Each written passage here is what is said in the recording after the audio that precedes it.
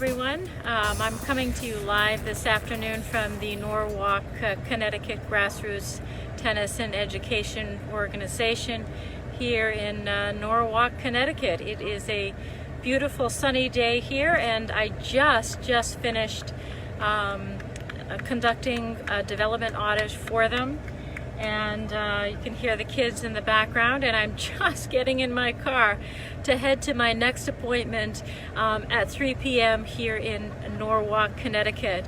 But I wanted to come to you live to share with you a little bit around development audits. I was conducting a development audit here today for the Norwalk Grassroots Training and Education Organization. Really to get an assessment of a development audit is really getting an assessment of what I consider an organization according to where it meets best practices or not. I usually conduct development audit processes in a number of, I use a multi-staged process. So today I actually spent time with the executive director here. And I have what I consider a proprietary assessment tool that is about at least 10 pages, asking anything from board governance to case for support to their history of fundraising to their development infrastructure to their major gifts plan giving program. The tool that I use is basically demonstrating best practices and then showing where and how, or if not, they meet best practices or not.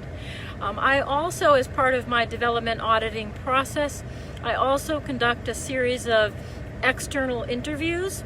So I will use the proprietary tool that I have, and I will conduct interviews internally with staff. Here I interviewed the executive director today, and I ran out of time, so I did not get to the director of operations. But we also sat down and brainstormed individuals who we thought would be appropriate to interview.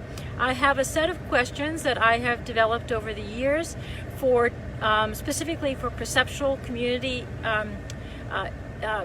images of the organization, to get a sense of, whether they're still relevant, how the community perceives them, so forth and so on. From there, I have a set of board member specific questions that I use for board members only, and that looks at board giving, board engagement, and fund development. And I have a series of questions for donors that looks at what motivates them to give to the organization, what keeps them giving, why they chose to start giving to the organization, and then I have a series of questions for community partners. So a very comprehensive development auditing process that includes both an internal tool that looks at all of the internal diagnostics of a development program, as well as external stakeholder interviews they define. So basically what I do is I compile all of that information, including a baseline analysis document that analyzes their giving over the past 5 years based upon giving categories. And for those of you out there, while I will not give away my proprietary assessment tool, that's my bread and butter that I use to conduct the internal audit portion of this, I will certainly provide you with the baseline analysis tool. Not only is it good for you to assess your organization, but thank you, Regan, love the sunglasses. Well, I can't tell you how many pairs of sunglasses I own. I mean, I could simply take these off, and I'm like Mr. Rogers with sunglasses, but I can certainly give you, I hope you're doing well too, wherever you are and whatever you're doing today. You're so ambitious, Regan.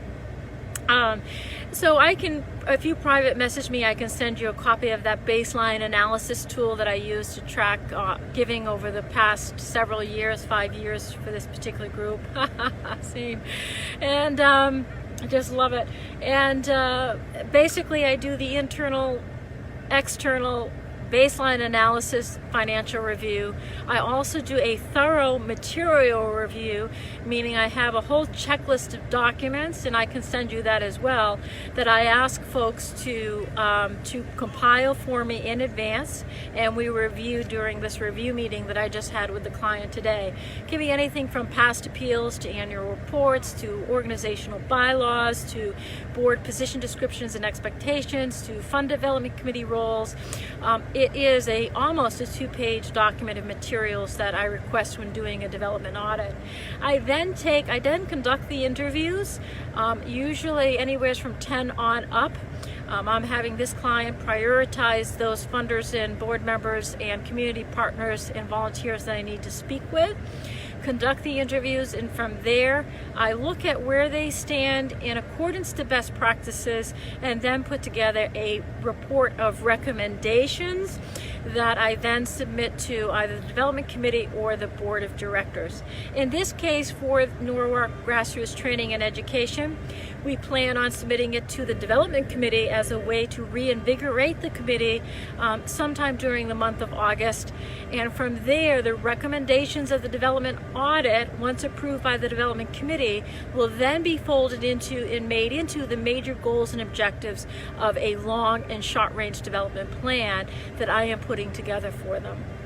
So I'd be willing to share any and all of these tools except for my proprietary assessment tool with you, because not only is it helpful if you're a consultant and you want to look at doing development audits of your own, but it's good to always, particularly this time of year is a really good time of year to do some assessment and some planning, and these tools will really help you to do that assessment and planning while you have the time in summer. For me, summer is I wouldn't say slow, because all of my associates are fully engaged, including myself on this project, which I don't usually take on projects.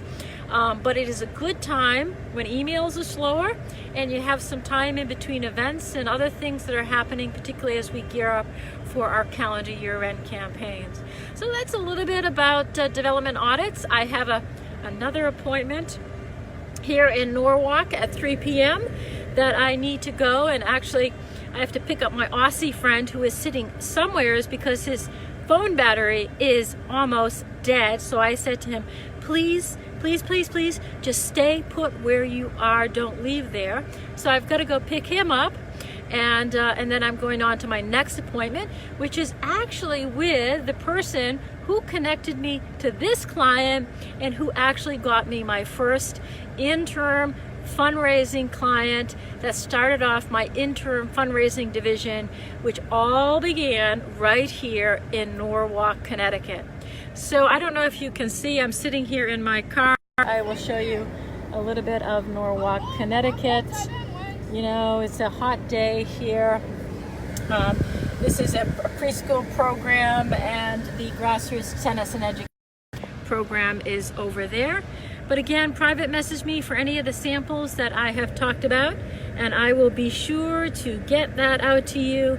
And I hope that you all, I know there's some people watching, I don't know who else is on, if you want to quickly comment who you are and where you're looking in from.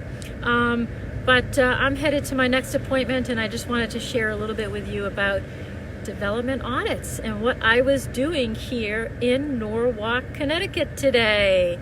So have all of you have a great and wonderful